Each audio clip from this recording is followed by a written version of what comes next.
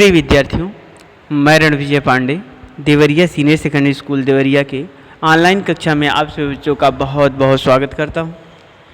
आइए आज हम लोग कक्षा 8 संस्कृत रुचिरा के अंतर्गत आने वाले पंचमः पाठ है 5वें पाठ के अवशेष अभ्यास प्रश्न का अध्ययन करेंगे। जैसा कि आप लोगों का 3rd क्वेश्चन तक हो गया था, तीसरे प्रश्न तक आप लोगों का प्रश्न अभ्यास हो गया था। चलिए हम चौथे प्रश्न की चर्चा करते हैं। आप लोगों का प्रश्न है, क्या है? रेखांकित पदानाम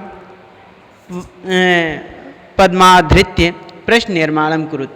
रेखांकित पदों को देखकर प्रश्नवाचक बनाना है। जैसे है काखंड में व्याध व्याघ्रम जालात बहि निस्सार्यत। व्याध है व्याघ्रम जालात बहि निस्सार्यत। बाघ क्षम्यताम बहेलिया बाघ को जाल से बाहर निकाला। यहाँ जालात है, जालात के नीचे अंडरलाइन है, तो यहाँ देखेंगे इसी जालात को जो है ऐसे शब्दों का चयन करना है जो प्रश्नवाचक हों। तो करेंगे तो देखेंगे व्याध है व्याघ्रम कस्मात वही निस्सार्यत। बाघ बहेलिया बाघ को किससे बाहर निकाला, तो प्रश्नवाचक हो गया। किससे बाहर निकाला तो जालात वही निस्सार्यत, जाल से बाहर निकाला तो कस्मात माने किससे बाहर निकाला तो ये प्रश्नवाचक हो गया, तो भरा जाएगा कस्मात। चंचल है वृक्षम उपगम्य अपृच्छत। चंचल वृक्ष के पास जाकर पूछा तो चंचल है कम उपगम्य अपृच्छत। चंचल किसके पास जाकर पूछा, कम माने किससे, उपगम्य समीप जाकर या पास जाकर पूछा। अगला प्रश्न है कि व्याघ्र लोमशकायी निखिलाम कथा निवेदित। बाघ लोमड़ी से सारी कथा को बताया। तो यहाँ देखेंगे हो जाएगा कि व्याघ्र कस्मई निखिलाम कथा निवेदित। बाघ किससे सारी कथा को बताया, निवेदित किया बताया। मानवा वृक्षाणाम छायाम विरमति। मनुष्य वृक्षों की छाया में विश्राम करते हैं, आराम करते हैं। तो मानवा केशाम छायायाम विरमन्ति। मनुष्य किसकी छाया में विश्राम करते हैं। अगला है व्याघ्र नद्याः जलेन व्याधस्य पिपासाम समय। ये देखिए प्रश्न जो है गलत है। प्रश्न क्या है कि व्याध है नद्या जलेन व्याघ्रस्य पिपासाम समय। तो देखेंगे ये हो जाएगा कि व्याघ्र की जगह पर व्याध हो जाएगा। तो व्याध है कस्या जलेन व्याघ्रस्य पिपासाम समयत। मतलब बहेलिया किसके जल से बाघ की प्यास को शांत किया।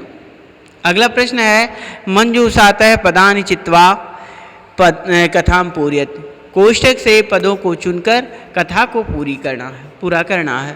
तो देखेंगे एकस्मिन् वने एक व्याघ्र आसीत् स एकदा व्याधेन विस्तारिते जाले वधः अभवत्। स बहु प्रयासं किंतु जालात् मुक्तः न अभवत्। तत्र एकः मूषकः समागच्छत्। ठीक है, तो ये आपका जो है ये इस प्रकार है। तो ये कहानी कैसी है कि मतलब एक सिंह है, एक छोटी सी कहानी है ये। एक वन में एक बाघ रहता था और वह बूढ़ा था। एक बार वह बहेलिया के द्वारा फैलाए गए जाल में फंस जाता है, अर्थात बंध जाता है, और वो बहुत प्रयास करता है किंतु जाल से बाहर नहीं हो पाता। अकस्मात एकाएक कहीं से एक चूहा आ जाता है और कहता है मैं आपकी सहायता करना चाहता हूँ। तो छोटे से चूहे को देखकर जो है बाघ उस पर बहुत तेज हंसता है और कहता है तुम छोटे प्राणी मेरी सहायता क्या करोगे, यदि तुम मेरी सहायता कर दोगे तो मैं तुम्हें नहीं मारूंगा। इस प्रकार वह कहता है। तो और चूहा जो है अपने छोटे छोटे दांतों से उस जाल को काट देता है और बाहर आ जाता है। यही कहानी है। क्या क्या भरना है ये मैं बता दे रहा हूँ। देखिए एकस्मिन् वने एक वृद्ध व्याघ्र आसीत्। एक वन में एक बूढ़ा बाघ रहता था। स तो यहाँ वृद्ध भरा जाएगा। स एकदा व्याधेन विस्तारिते जाले अभवत्। वह एक दिन बहेलिये के द्वारा फैलाए गए जाल में बंधा हुआ था। श बहुप्रयासम कृतवान, वह बहुप्रयासम कृतवान, वह बहुत प्रयास किया, किंतु जालात मुक्त नाभवत, किंतु जाल से बाहर नहीं हो पाया। अकस्मात यहाँ भरा जाएगा कृतवान, पहले पंक्ति में बहुप्रयासम के बाद कृतवान भरा जाएगा, उसके बाद अकस्मात भरा जाएगा। अकस्मात तत्र एक है मूषक समागच्छत, अकस्मात एकाएक वहाँ एक चूहा आ गया।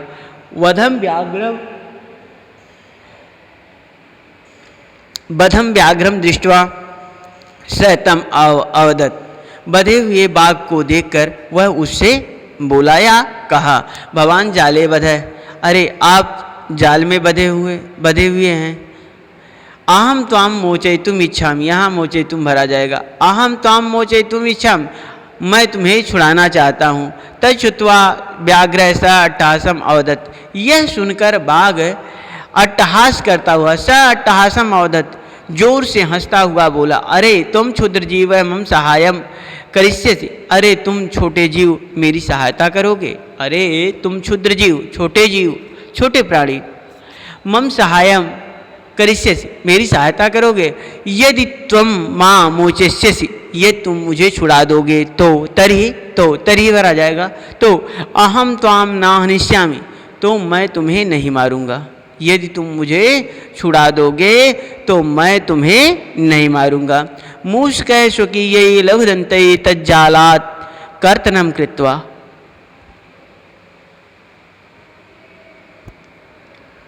मूषक स्वकीय लघुदंतै, चूहा अपने छोटे छोटे दांतों से, तज्जालात उस जाल को, तज्जालात उस जाल को, कर्तनम कृत्वा काट करके, तम व्याघ्रम बहि कृतवान, उस तम माने उस, व्याघ्रम माने बाघ को, बहि कृतवान बाहर कर दिया। देखिए कहता है कि मूषक स्वकीय लघुदंत, यहाँ मूषक ही भरा जाएगा, स्वकीय क्षम्यताम स्वकीय, यहाँ मूषक माने चूहा, स्वकीय माने अपने, लघुदंत अपने छोटे दांतों से, तज्जालात उस जाल को, तज्जालात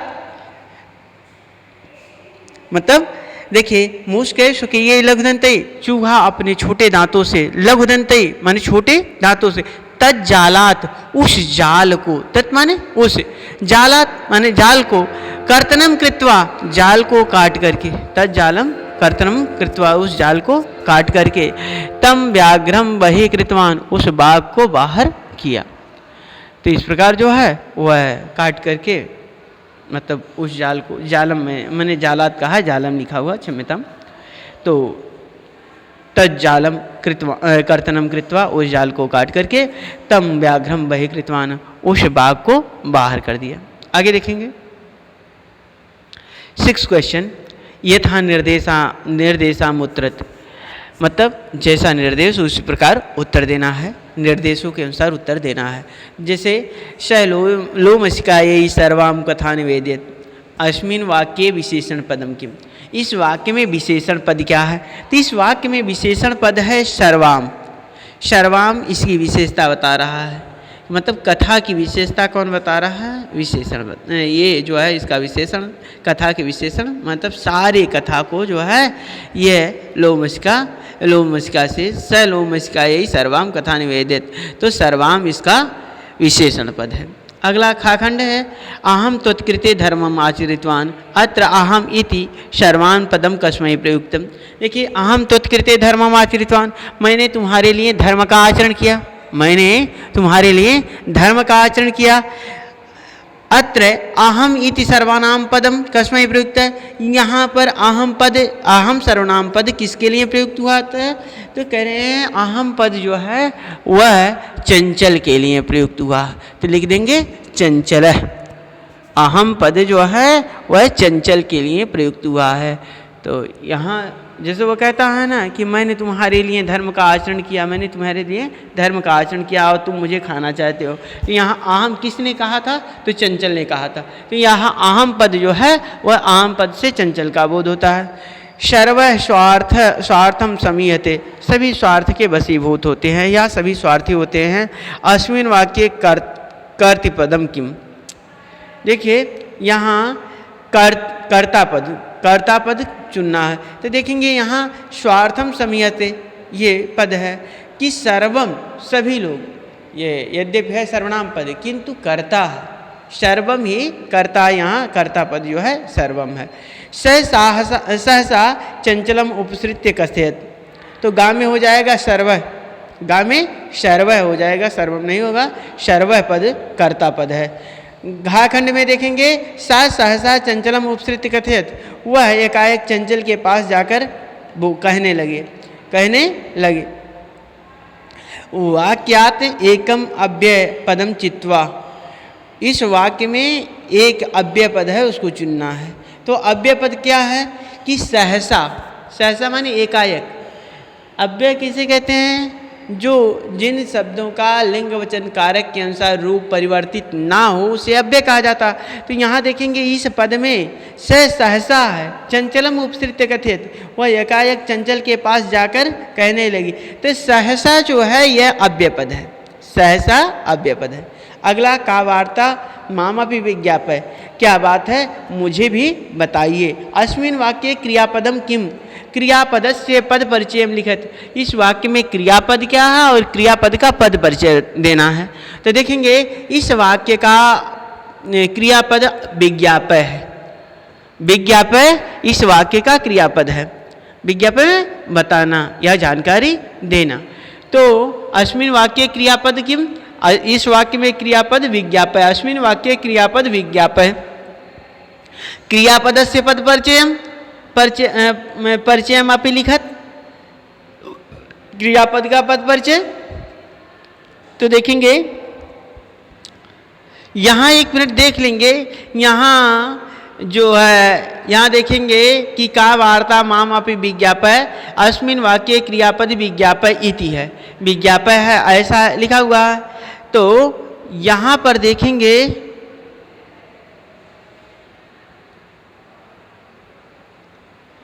विज्ञापय तथापि पूर्वकात और भवाद गढ़ीयात, पूर्व पद के भवाद गढ़ी धातुओं से, कौन सी धातु है? ज्ञा धातु।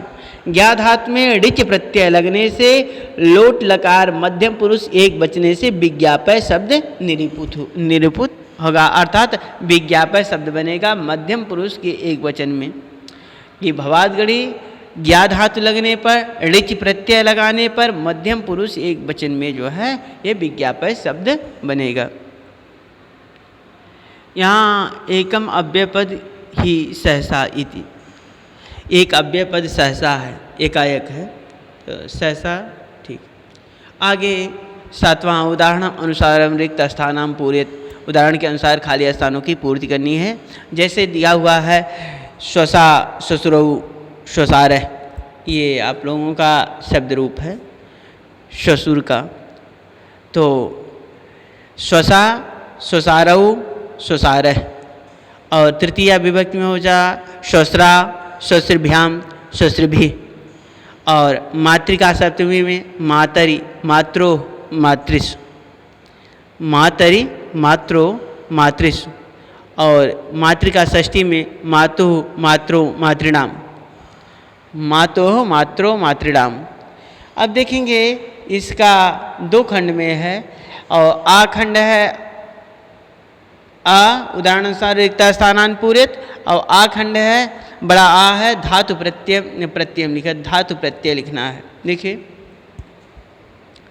देखिए यहाँ पहला है दृश्य धातु। देखिए जैसे गम धातु में गंतुम पद बना हुआ है, गम धातु तुमन प्रत्यय लिखा हुआ, उसी प्रकार द्रष्टुम बना हुआ है। दृश्य धातु में तुमुन प्रत्यय लगाएंगे तो द्रष्टुम बनेगा, दृश्य धातु तुमुन प्रत्यय। करणीय, देखिए क्री धातु में करणीय, क्री धातु में अनीयर प्रत्यय लगाएंगे, क्री धातु में अनीयर प्रत्यय लगाएंगे तो करणीय बनेगा। पातुम पा धातु में या पीव धातु में, पा धातु लिखेंगे प्राप्त करने, पीने के लिए या प्राप्त करने के लिए, दोनों चलेगा। पिव धातु में तुमुन प्रत्यय लगाएंगे अथवा पा धातु में तुमुन प्रत्यय लगाएंगे तो भी पातुम बनेगा। उसी प्रकार खाद धातु में तुमुन प्रत्यय लगाएंगे, खाद धातु में तुम प्रत्यय लगाएंगे तो खादितुम होगा, खादितुम। अगला कृत्वा है। देखिए क्री धातु में त्वा प्रत्यय लगाएंगे, त्वा, च नहीं होगा, कत्वा होगा, अधक अदत वापाक बनता ते त्वा प्रत्यय पढ़ा जाता है। ये चार हटा देंगे तो ये हो जाएगा कत्वा प्रत्यय। ठीक है, तो हो जाएगा कृत्वा। क्या हो जाएगा? कृत्वा प्रत्यय हो जाएगा। ठीक, तो इस प्रकार जो है आप लोगों का ये पाठ पूरा हुआ। आप लोग अपनी कॉपी में प्रश्न नंबर 1, 2, थर्ड को छोड़ देंगे, फोर्थ लिखेंगे और